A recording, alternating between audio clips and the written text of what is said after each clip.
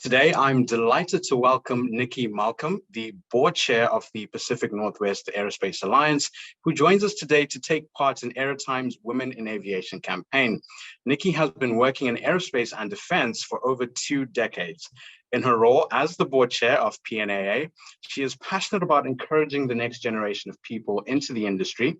She recently left the commercial sector herself to start her own company in the midst of the pandemic, something that many people wouldn't even consider. But this is the testament of Nikki's determination and enthusiasm for the industry, including her work in connecting clients to manufacturing supply chains through her business. Nikki, thank you for joining us here at AeroTime. Thank you so much, Michael, and thank you for the amazing introduction. It's a real pleasure to be speaking to you as part of our campaign. And your career touches so many aspects of the industry. And I think where we'd like to start is some of your work with the PNAA. You're the board chair, and the PNAA does some exciting work in collaborating and supporting aerospace companies in the Pacific Northwest and globally. Could you tell us some of the work that the PNAA does?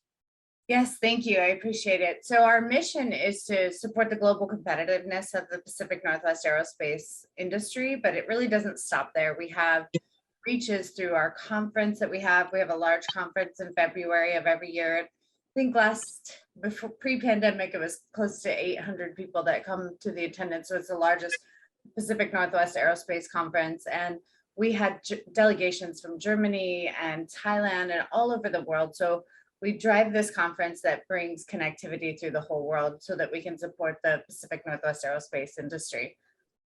And along with that, we have networking opportunities to keep everyone here connected. We're constantly trying to introduce our membership and the people in the Northwest to the new technologies that are coming out within the industry. And we also have a scholarship program that we're really proud of that we put out, we get donations for every year and are able to give some scholarships to local students to attend aviation themed or aviation related colleges. That sounds really fascinating. And I want to touch on something about your career which really stands out, where you started your own company in the middle of the pandemic. I mean, that's brave. What were some of the reasons that led you to start your company?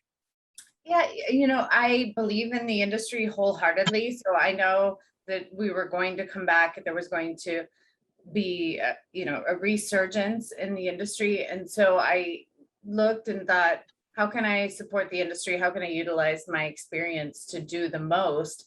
And a lot of companies at that point couldn't afford to have a full-time salesperson. And so I, went to go and represent multiple companies at one time so they could have somebody with a breadth of experience, over 22 years, or over 20 years, and not have to pay necessarily for the full amount that they would pay. So helping support them get through this, and also helping diversify their business, because we're so heavily dependent on one OEM here, and trying to help diversify their businesses just for the long-term success of the supply chain here. That's really interesting, especially how your career spans over 2 decades in aerospace and defense, so much so that you started your career at 18. Could you tell us more about that?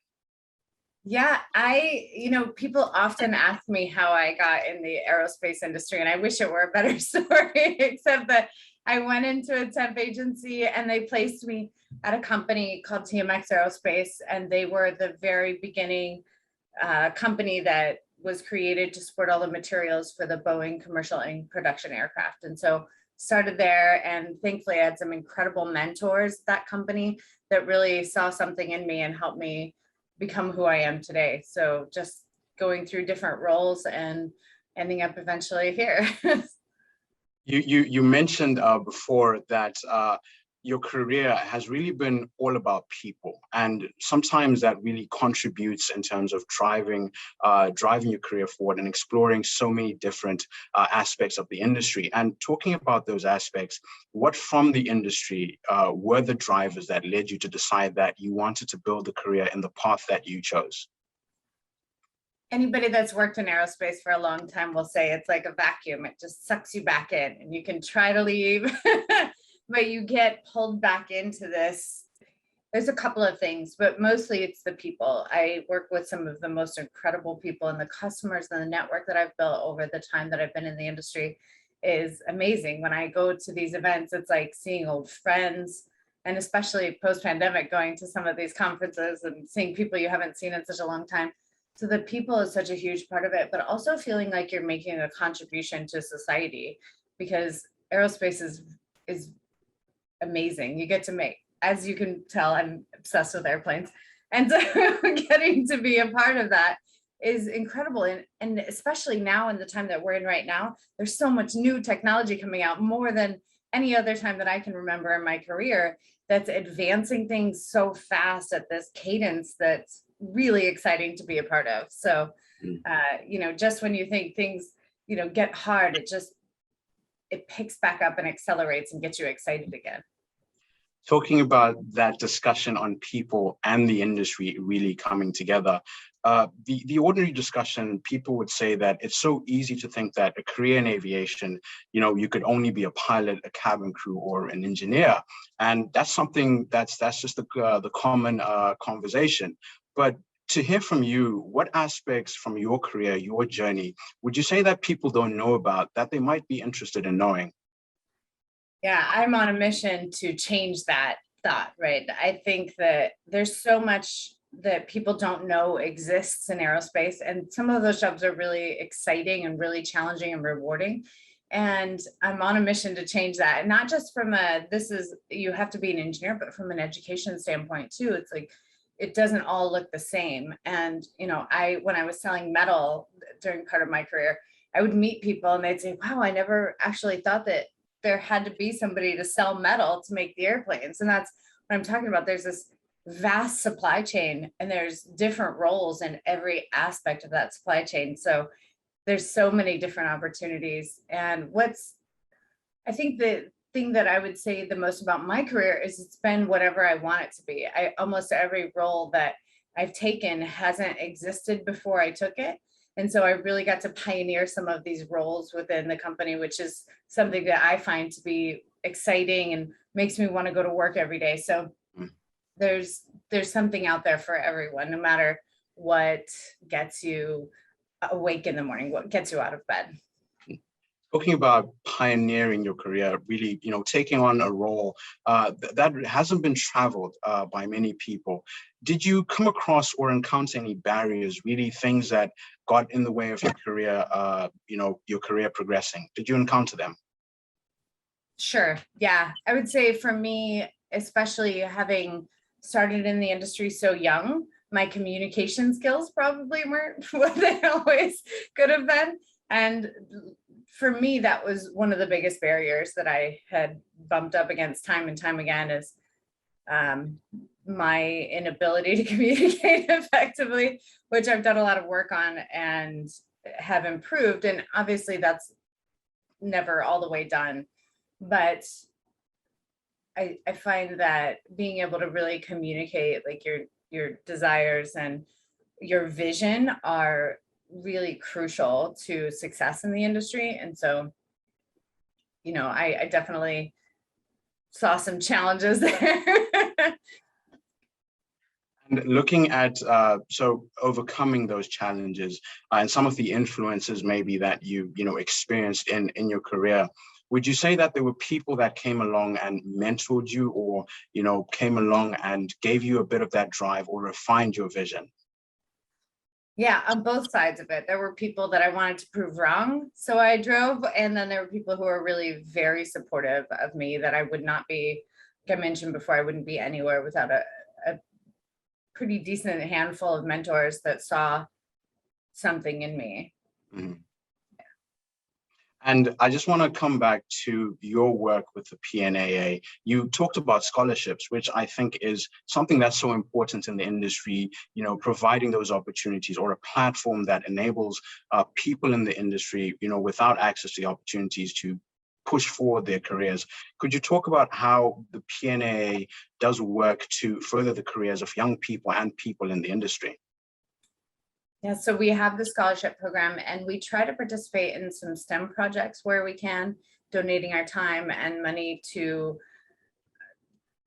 STEM projects for younger students, like 5th grade and things like that, that help get people interested and stay interested in STEM. But predominantly what we do from there is the scholarship program, and the colleges that we work with put up candidates for the scholarship program that they think are good choices. And we start, there's a pitch for anyone out there that would like to donate to our scholarship program. We start taking donations. We've already taken our first donation, and we take them all the way through our conference in February. And we've been able to raise great amounts of money for students out there. So one of the other things that we're doing to try to encourage STEM projects is that I am working to try to put together a team of women in the industry that have different roles in the industry. Kind of what I mentioned, it doesn't have to be a pilot or an engineer, but taking a group of diverse women from different roles of the industry and going into schools to talk to young girls about what a job in aerospace looks like. It doesn't look like it's this one direct road path. There's all of these different paths at different ages and different education levels and different jobs and different, different types of people from all over. So that's one thing that I'm personally trying to coordinate and make happen too.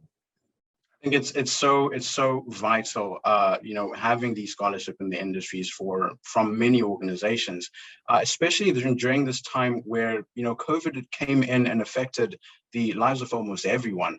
And in your journey, your career, how has COVID affected you in your professional life and in your personal life? And we know that COVID did come in and take some opportunities, but in some cases, it also brought in some new opportunities to explore.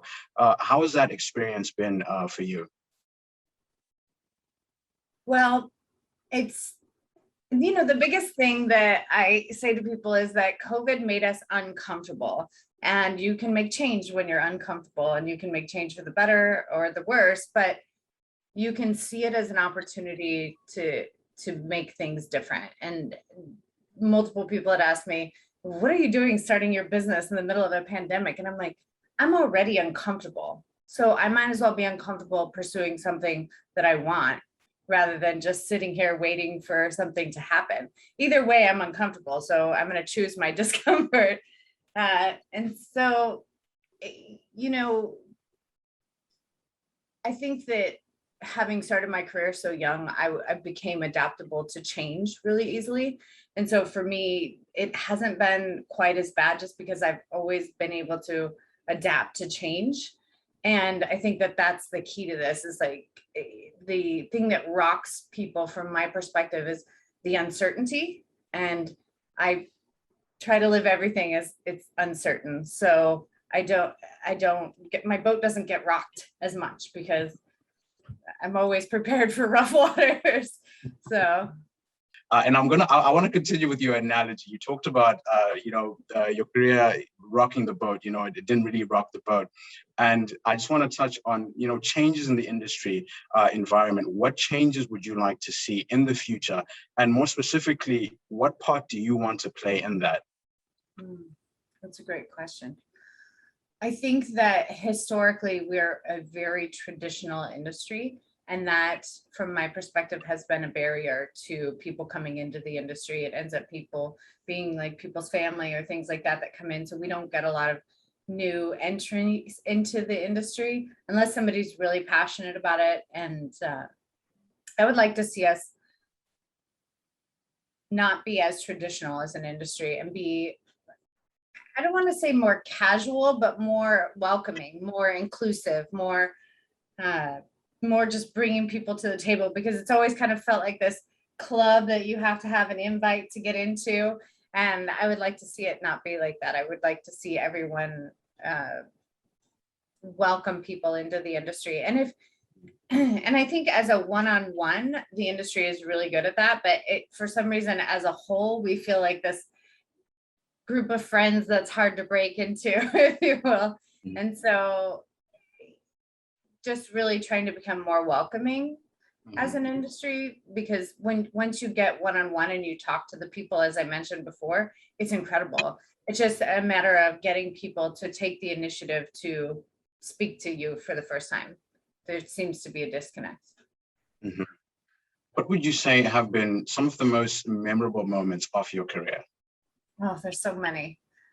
I would say I love airplanes, and one of my roles, I would sell to maintenance, repair, and overhaul companies. And so every single day that I get to walk into a hangar and walk underneath one of these aircraft that I can say I have a part of, doing. I don't know why I just got emotional. Is the best day of my life. I would say, I was just telling someone last night, I had the opportunity in Canada to go out and get on the wing of an airplane, a water bomber that was in the middle of the river. And they took me out on a boat, and I got to go out and get into the aircraft, which was incredible from an airplane standpoint. From like an enrichment standpoint, I would say we have these women in aerospace events that we do for PNAA. And every time that I'm a part of one of those, it's really very meaningful to experience. And at the end of them, seeing the growth that can happen and the confidence that can happen from being a part of a community like that is incredible. So anytime that I get the chance to connect with people and support their growth is the best thing. Just looking at, you talked about supporting people's growth and really being part of a community that's really like-minded. What advice would you, or what message would you give to young people or people in the industry who are looking to join aviation now, or push their career forward? What advice would you give them?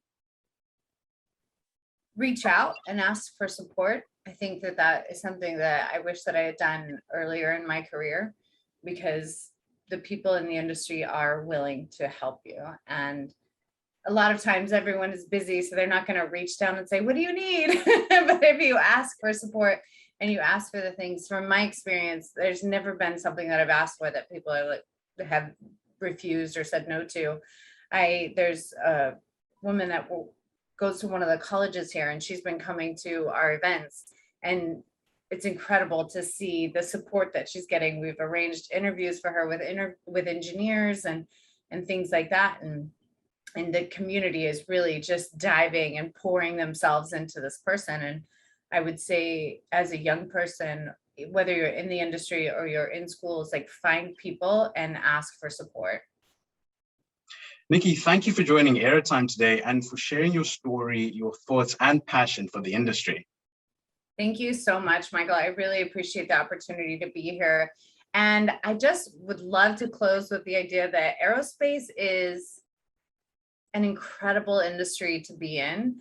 And we've only skimmed the surface of the things to come with the new technology and the people and the diversity. And if people are out there thinking whether they should come and join aerospace or not, I'm here to tell you, after over 20 years in the industry, it's a great place to be. Well, I'm sure that our viewers, after hearing your story and career, will leave thinking that aviation, if they're thinking of getting in, that it is a great place to start their careers. Nikki, thank you for joining us. And to our viewers, that brings us to the end of this AeroTime interview, but stay tuned for more coming soon. My name is Michael Jonga, and you've been watching AeroTime. Goodbye.